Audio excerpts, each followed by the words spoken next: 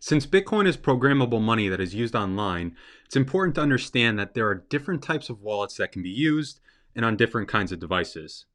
Hi everyone, I'm Joe Rapp from Adoption, and in today's video, I'm going to talk about custodial versus non-custodial wallets, hot versus cold wallets, and then I'll go over the best examples of each wallet in each of these categories. By the end of this video, I hope you have a better understanding of what types of Bitcoin wallets exist and how to pick the right one for you.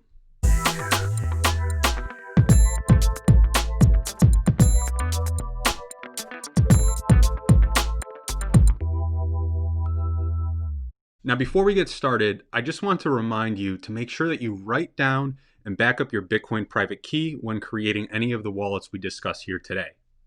If you need to be reminded on what a Bitcoin private key is, I recommend that you go and watch my video on Bitcoin private versus public keys.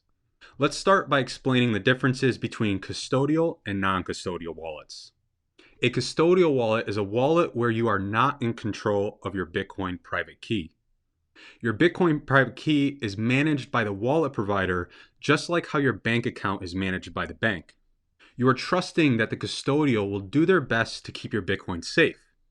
The risks of using a custodial wallet are that the company will freeze your funds, go bankrupt, commit fraud, or frankly steal your Bitcoin. A great example of custodial wallets are wallets on Bitcoin exchanges, including the Cash App. When you keep your Bitcoin on an exchange, you are putting trust in these exchanges to keep your Bitcoin safe, but history tells us that they have been hacked many times in the past.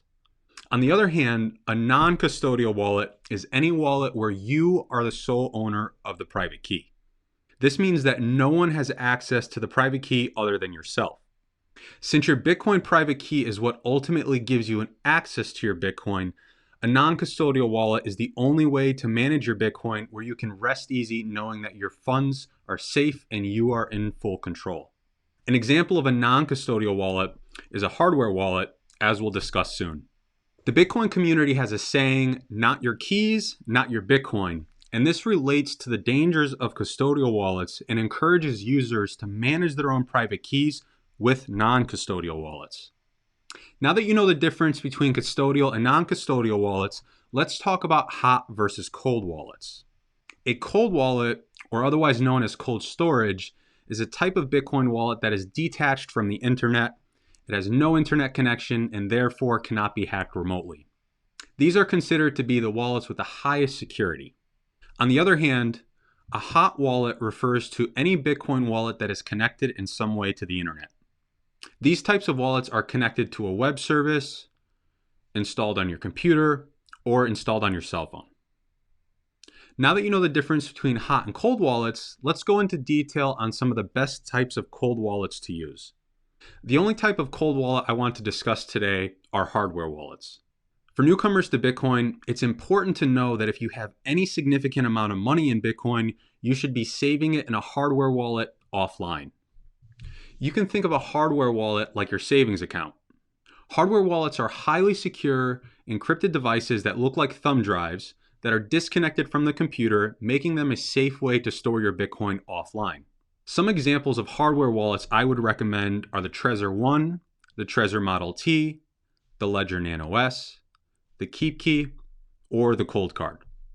Again, please note that when you first set up any of these hardware wallets, you will be shown and told to write down your 24-word backup seed phrase. These 24 words are your Bitcoin private key, so you'll want to write them down on a piece of paper, write them on another piece of paper as a backup, never type them online, never scan them online, and make sure you keep them in a safe place like a safety deposit box or a fireproof safe, or maybe by giving them to a trusted loved one.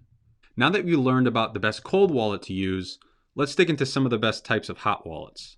Since these are less secure than hardware wallets, you wouldn't want to keep a lot of Bitcoin on them. Think of these wallets like your checking account.